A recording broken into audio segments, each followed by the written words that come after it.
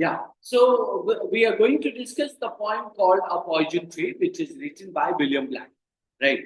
So it begins with what? I was angry with my friend. I told my wrath did end. I was angry with my foe. I told it not. My wrath did grow. I watered it in tears, night and morning with my tears, and I sunned it with smiles and with the soft, deceitful wiles. And it grew both day and night till it bore an apple bright.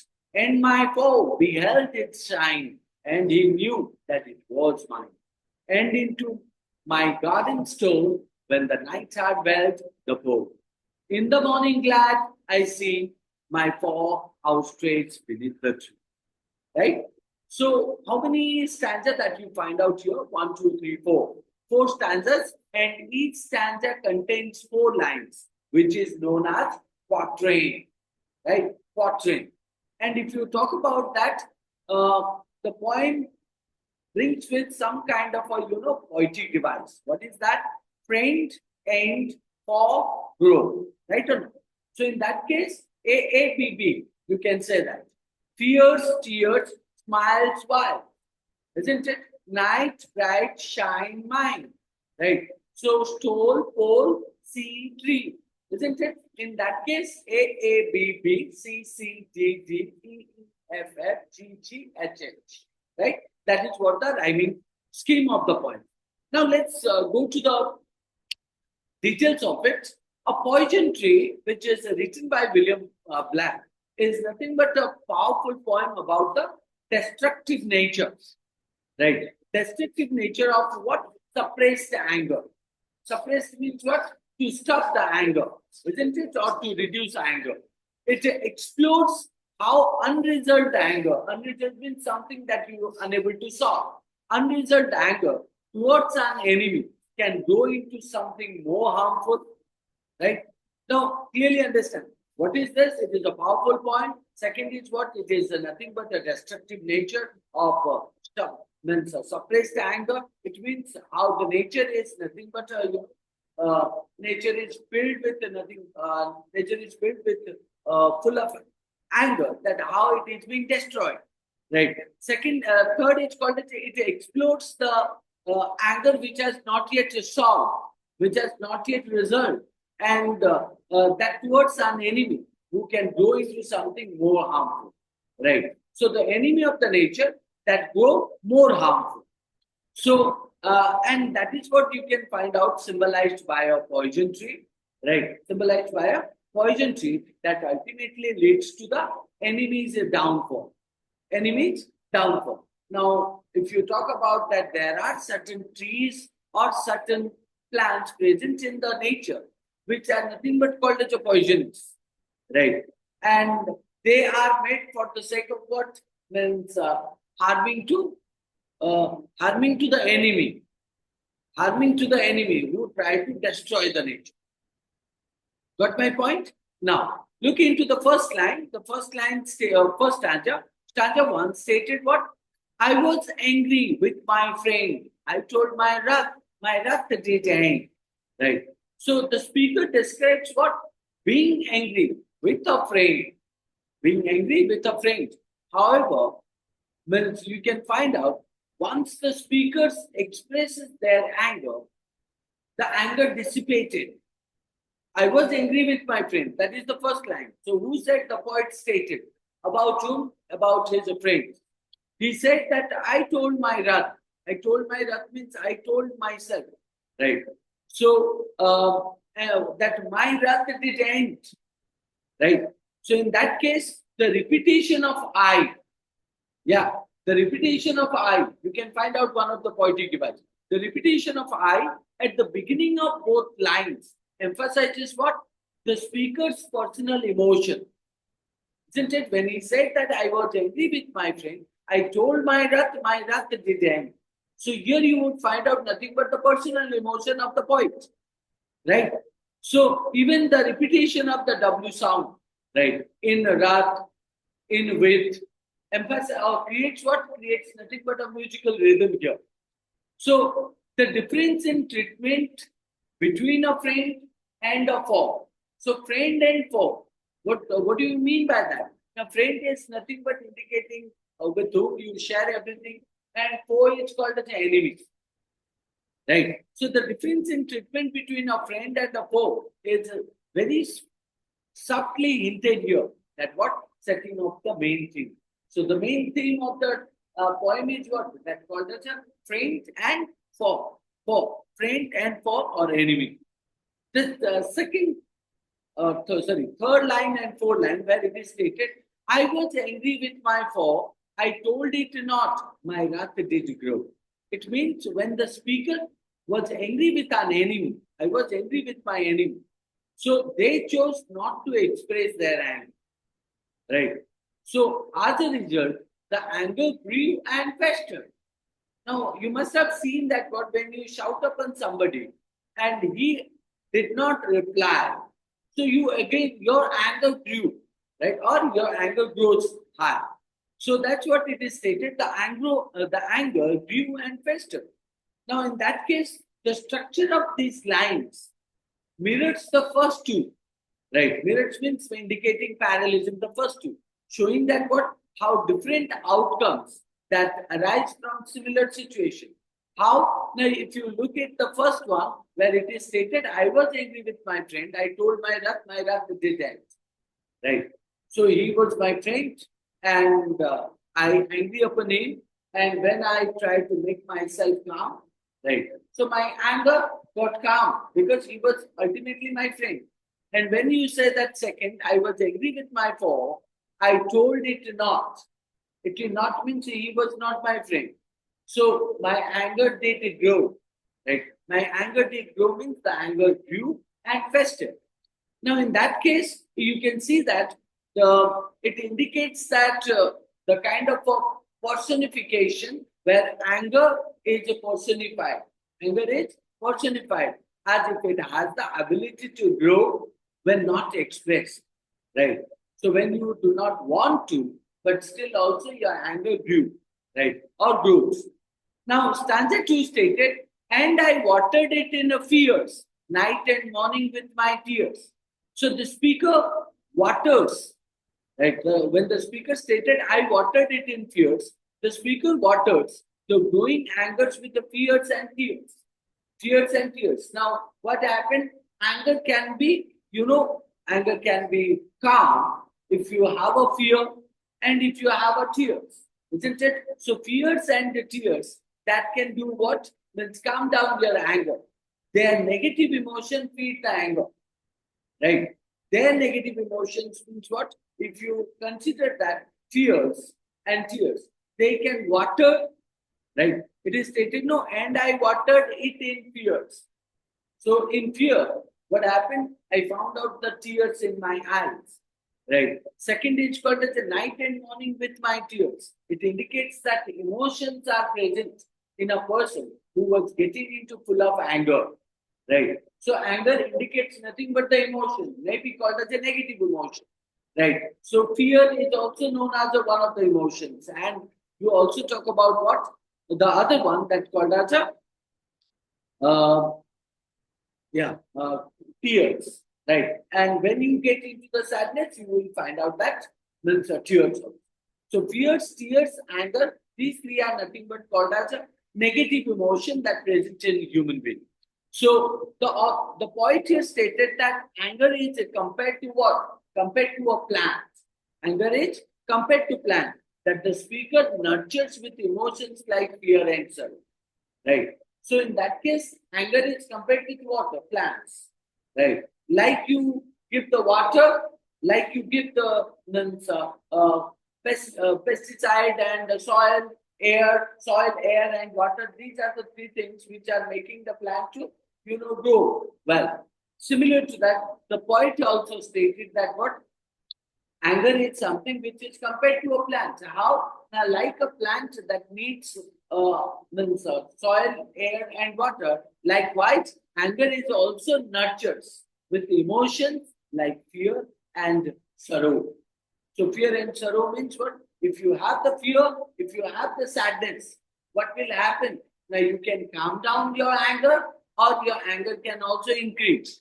But you need to understand how it is supposed to be nurtured. Nurtured means taken care. So here you would find out that the fears and tears symbolize what? The emotional toil. Emotional toil means what? That the emotion present in the human being. The speaker is paying as what? Paying as they harbored their grudge. They harbored means they supported. They supported what? They supported the anger. Right? Who supported? That called as the fear and sorrow. After that, and I sunned it with the smiles and with the soft, deceitful wiles. Now, in that case, the speaker hides their anger behind false smiles and deceit. Now, did you see that how it is being recovered, or how it is being, hidden? It is being hidden through the smiles. It is being nurtured through the fears and sorrow, right? So the speaker hides their anger behind false smiles and deceit. I sunned it with smiles. I sunned means called as a hide. So hide there means his anger behind false smiles and deceit, and feeding it further. Right. So in that case, if you look into that, and with the sub deceitful wiles. Now, after in this, it is stated that the juxtaposition, juxtaposition. What is that juxtaposition? Now you would find out the contrast between what? The smiles, a symbol of warmth and positivity.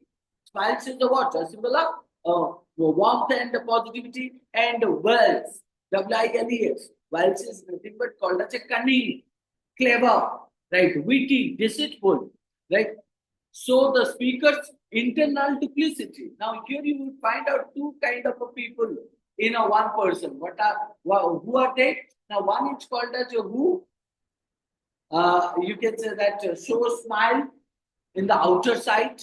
That symbols of what? Means that symbol of warmth and positivity that makes others calm. At the other side, you have the what you can say that anger, but in cunningly you hide that, right? Which is called as violence. So that shows nothing but the internal duplicity of the means one person. At the same time, the poet also uses the repetition. So this is what known as the juxtaposition. The meaning of juxtaposition is what? Now, when you have a contrast, right? Contrast between smile and sorrowful, right? So smile suggests warmth and comfortability, whereas means you talk about violence, which is indicating about cunning deceit, right? So at the same time, you also find out that what the poet uses the alliteration.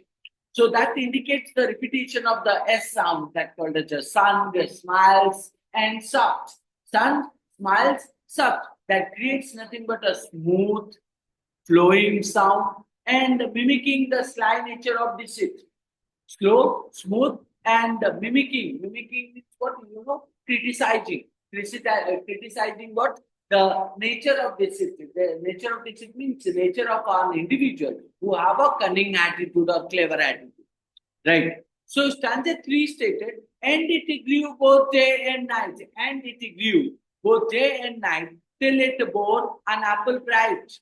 And my foe beheld it shine, and he knew that it was mine. So in the first two lines, or 9th and 10th line, it is stated, and it grew both day and night. It means the anger that you have inside, but the outer side is a smile. So the anger is hidden in a cunning manner, in a deceitful manner. So the anger present inside that continues to grow, isn't it? Because you are nurturing it. You are not even, speak, or you are not even showing it, right? So you are trying to hide it. The anger continues to grow until it produces a bright. It produces a bright, tempting apple, symbolizing something harmfully yet alluring. Now, you see that what? Think of a kind of a situation. Think of a kind of a situation where you have been scolded, you have been criticized, you have been insulted, you have been, derided, right? All such kind of a things happening to you by your friend or by your by your teacher. Now, and this doesn't happen 1 day, 2 days, 3 days, 4 days, right? It happens somehow called it's a continuous.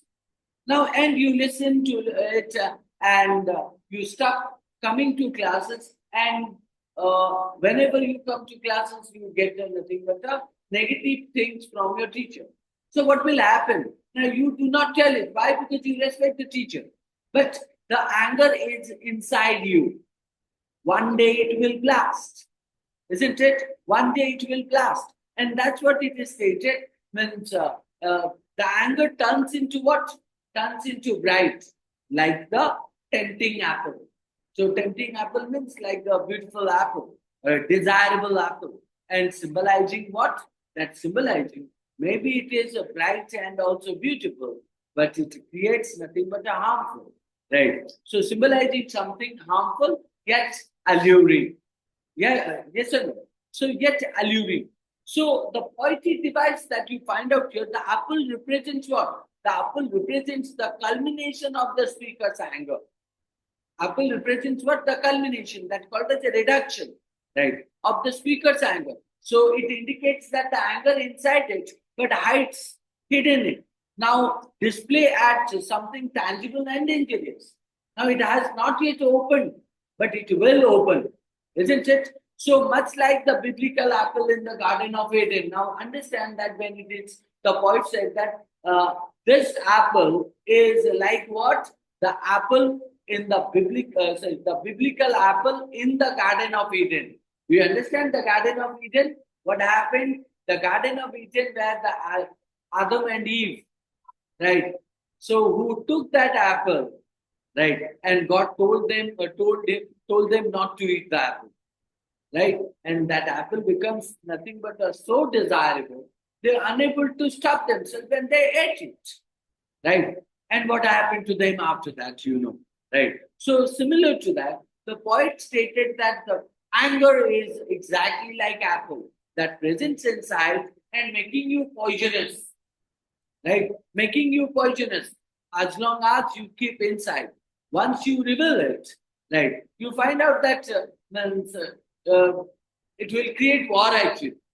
It will create war, isn't it? So same thing, much like the biblical apple in the Garden of Eden. So here, when we talk about the description of the apple bright, so that influences our vivid mental images, right? So clear picture of mental images, or you can see the picture in your mind of something shiny and tempting when we talk about apple, isn't it? Now, when we talk about anger and apple compared to each other, so you think about how beautiful the actual apple is, right? And you can understand that anger is also exactly like that, looking beautiful, but once it busts, it will create war. Now, and my foe beheld it shine, and he knew that it was mine. So the enemy sees the bright apple. The enemy sees the bright apple and recognizes that what? It belongs to the speaker, perhaps attracted to it or aware of its danger. So what happened? The foe, right, who must realize that the apple in you, what is that? That called as anger in you. So once it is stated to end my foe, and my foe means end my enemy. So beheld it a sign. So able to identify that shininess of apple present in you is called as anger. And he knew that it was mine. He knew that what it was mine means that anger is for me. Right? That anger is for me, isn't it? It was mine. So stanza 4 stated that lines 13 and 14, and into my garden stole, and into my garden stole, when the night and welled the pool. So, and into my garden stole, when the night had welled the pool. So, if you talk about that, the foe, right, sticks into the speaker's garden at night, right? So, symbolizing secrecy and perhaps malice. Now, when you see the when it's a beautiful apple or some kind of a fruits present in others' garden, and you have a greediness for that, and you enter their garden and you try to steal the fruit, right? What happened? If you get caught, you will be punished for that, isn't it? So similar to that, the poet said that end into my garden soul. It means my garden is filled with apple. It means called as in my mind. So what anger is filled, right? So and if somebody tries to kill it, right? So what will happen? I will punish him. Isn't it? I will punish him. And how do I punish him? So my punishment, his punishment will be my anger burst with upon him. Isn't it? So the poet sneaks into the speaker's garden at night. So it means how did the poet means enemy, enter secretly into speaker's garden at night? Now that indicates through the malice. Malice means thinking about harming to the point. Right. So weld the pole, referring nothing but a weld the pole means what? When everything is dark. Right. When the means a darkening of the night sky.